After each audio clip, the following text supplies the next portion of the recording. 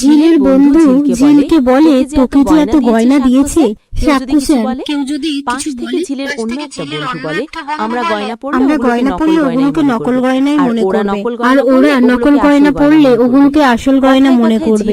কথায় কথায় ঝিল বলে, এই গয়নাগুলো আমাকে পড়তে দিয়েছে, আবার নিয়ে সুন্দর নেবে। করে ওদিকে ভ্রমর সুন্দর করে পার্লার দিয়ে সেজে আসলে সবাই ভ্রমরের প্রশংসা করে। তখনই তিতির বলে, সবসময় ভ্রমরের প্রশংসা করলে হবে, আমাকেও তো তোমরা কিছু বলতে পারো।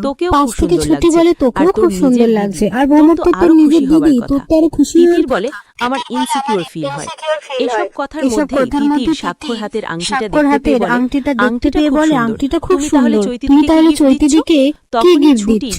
তখনই ছুটি ডায়মন্ডের নেকলেসটা তিতিরকে দেখালে তিতির বলে, ছুটি বলে, তুই বিয়ে ছুটি বলে, তুই বিয়ে তিতির করলে বলে, তোকেও আমি দেবো। কোনোদিনও বিয়ে করব না।